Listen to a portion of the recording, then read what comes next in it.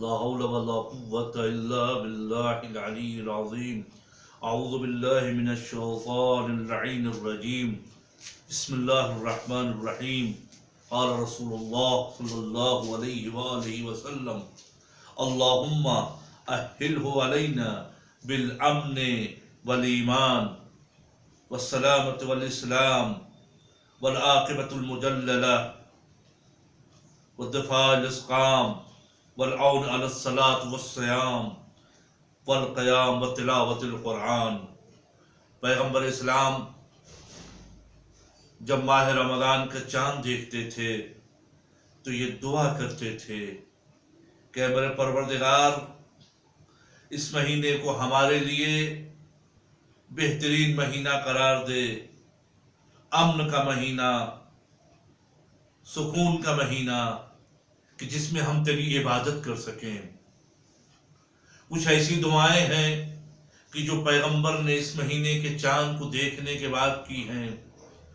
وہ ہم کو درس دیا ہے، ہم کو بتایا ہے کہ ماہ رمضان بندگی پروردگار کا مہینہ ہے، تو اس میں انسان کو اپنے معبود سے یہ دعا کرنی چاہیے: اے میرے معبود، یہ مہینہ میرے لیے سکون کا مہینہ قرار دینا، امنیت ہو، تاکہ اس مہینے میں سکون اور اطمینان کے ساتھ تیری عبادت کر سکوں.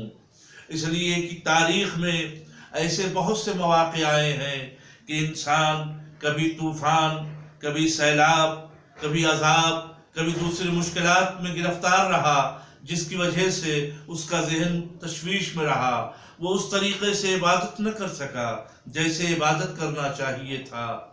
خوشا نصیب ہے وہ افراد کہ جن کو امن اور اطمینان کے ساتھ، امنیت کے ساتھ، سکون کے ساتھ عبادت کرنے کا موقع مل رہا ہے. لہذا ہمیں دعا کرنی چاہیے: اے معبود، ہم کو اس مہینے میں اطمینان کے ساتھ، امنیت کے ساتھ عبادت کرنے کی توفیق عنایت فرما، تاکہ ہم تیری عبادت کر سکیں، ہمارے گھر والے امنیت میں رہیں، ہمارے رشتہ دار امنیت میں رہیں، حفظ و امان میں رہیں، تیری سکون سے زندگی گزاریں، تاکہ ہم تیری عبادت کر سکیں، تاکہ ہم سکون سے تیری بندگی کر سکیں. اگر ذہن کو سکون نہیں ہوگا، اگر دل کو یکسوئی نہیں ہوگی، تو انسان عبادت نہیں کر سکتا ہے. لہذا ہمیں یکسوئی کے لیے بھی توفیق حاصل کرنا چاہیے، اس پروردگار سے طلب کرنا چاہیے کہ میرے پروردگار، ہماری زندگی میں امنیت ہو، امن ہو، امان ہو، سکون ہو، تاکہ ہم تیری بندگی کر سکیں. دوسری دعا پیغمبر اس مرحلے میں پہنچنے کے بعد کہتے ہیں، ایمان کی دعا. در حقیقت ہم کو متوجہ کر رہے ہیں کہ صاحب ایمان ہو کر کے تم دعا کرنا. اگر تم صاحب ایمان ہو کر کے دعا کرو گے تو یقیناً تمہاری دعائیں قبول ہوں گی. تمہارے ایمان میں جو تزلزل آ گیا ہے، گناہوں کی وجہ سے جو سستی آ گئی ہے، تمہارے ایمان میں جو کمی آ گئی ہے گناہوں کی وجہ سے، دعا کرنی چاہیے اس مہمانی خدا میں جس کے میزبان ہم بننے جا رہے ہیں. ہم صاحب ایمان بن کے اس میزبان کے دسترخوان پہ بیٹھیں، تاکہ ہم صحیح طریقے سے فائدہ حاصل کر سکیں، ویسے فائدہ حاصل کر سکیں جیسے فائدہ حاصل کرنا چاہیے.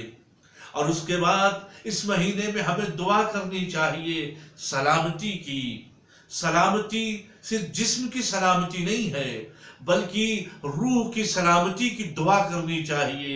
میرے پروردگار، یہ ہمارا جسم تو نہ صحیح معنوں میں اگر صحیح ہے، لیکن اگر روح میں کوئی کمی آ گئی ہے، روح میں کوئی عیب پیدا ہو گیا ہے گناہوں کی وجہ سے، تو میرے پروردگار اس مہینے میں توبہ کے ذریعے سے ہمارے روح کو صحیح و سالم کر دے.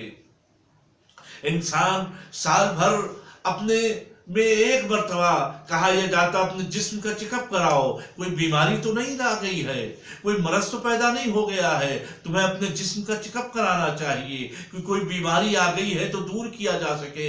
माह रमजान भी हमें रूहानी अमराज के इलाज का और चेकअप का महीना है। इस महीने में हमें चेकअप करना चाहिए कि हम रोजा रख रहे हैं तो रोजा हमें कितना फायदा पहुंचा रहा है। अगर हम रोजा नहीं रख पा रहे हैं और अपने को दावा करते हम मुसलमान हैं, हम अल्लाह का कलमा पढ़ते हैं, हम रसूल का कलमा पढ़ते हैं, हम अहले बैत का कलमा पढ़ते हैं, और उसके बाद भी हम रोजा नहीं रख रहे हैं, तो हमें अब देखना चाहिए कि ऐसा तो नहीं है कोई रूहानी मरज में हम मुब्तला हो गए हैं कि जो रूहानी मरज से हमें दूर होना चाहिए। गुनाहों को रोक करके, अपने आप को गुनाहों से रोक करके, गुनाहों से बचा करके हमको अपने आप को तैयब व ताहिर करना चाहिए।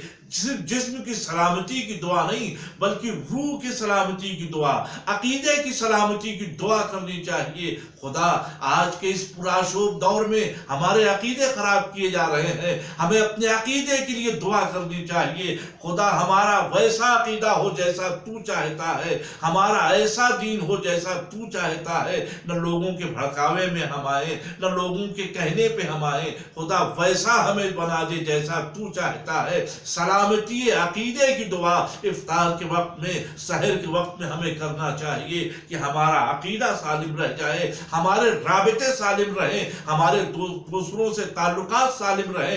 खुदा हम सोसाइटी में जाते हैं, हम माशरे में जाते हैं, हम समाज में जाते हैं, कहीं ऐसा न हो कि हमारे हमसे बुरे दोस्तों से ताल्लुकात हो जाए जिसकी वजह से हमारा सालिम जिस्म, तैयब व ताहिर जिस्म गुनाह की तरफ जाने लगे। लिहाजा हमारे रवाबित भी सालिम रहना चाहिए। और इसीलिए मिलता है कि 3 ऐसे मौके हैं कि जिसके लिए इंसान को सलामती की दुआ करनी चाहिए। अगर इंसान उसमें सालिम है तो इसका मतलब वो कामयाब है।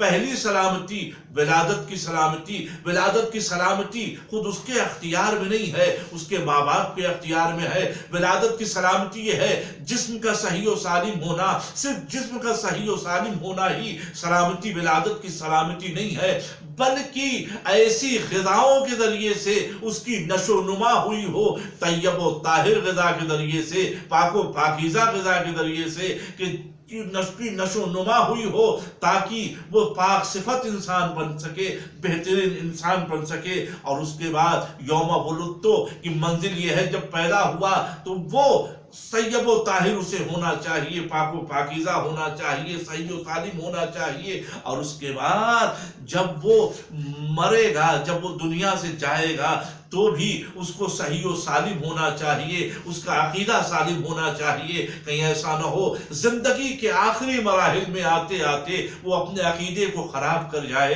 लिहाजा दुआ करनी चाहिए कि हमें जिंदगी के आखिरी मरहले में भी ए मेरे परवरदिगार हमें सलामत रखना, हमारी मौत के मरहले में भी हमको सलामत रखना, हमारे अकीदे को, हमारे ईमान को, हमारी रूह को दुनिया के खुराफात से हमको बचा के रखना। और उसके बाद हश्र के मौके पर हमको सलामत रखना, हमारे अकीदे को हमको महफूज रखना दुनिया के अशरार से। ये हश्र का मौका इसलिए क्यों, महशर में क्यों, इसलिए कि कुछ ऐसे होते हैं जो कब्र में भी चले जाते हैं मगर उसके बाद भी लोग उसको गलत तरीके से याद करते हैं। अच्छा हुआ चला गया, माशरे को खराब किए हुए था, सोसाइटी को खराब किए हुए था, लेकिन अगर अच्छे बन करके जाएंगे तो लोग याद रखेंगे। तो अच्छे कैसे बन करके जा सकते हैं? अगर हम कोई अच्छी बिना कायम करके जाएंगे तो लोग हमको अच्छी बुनियाद पर याद रखेंगे, हमको अच्छाई से याद करेंगे। लेकिन अगर हम कोई बुरी बिना कायम करके जाएंगे तो लोग हमें कब्र में भी, महशर में भी हमें बुराई से याद किया जाएगा। लिहाजा हमें दुआ करनी चाहिए हमारा हश्र भी अच्छा हो, हमारी विलादत भी अच्छी हो और हमारी मौत का मरहला भी अच्छा हो। और उसके बाद हमें इस्लाम पर पैगंबर ये दुआ कर रहे हैं कि इस्लाम ہمارا اس مہینے میں ہم سے اسلام ظاہر ہو، ہمارے کردار سے، ہمارے اخلاق سے اسلام کا ظاہر ہونا ضروری ہے۔ اور اس دعاؤں میں بہت سی دعائیں ہیں، انہیں دعاؤں میں ایک دعا یہ بھی ہے والعاقبۃ المجللہ، ہماری عاقبت بہترین عاقبت ہونا چاہیے۔ اور اس کے بعد دعا کرنی چاہیے اس مہینے میں کہ میرے پروردگار ہمیں بیماریوں سے اس مہینے میں محفوظ رکھنا۔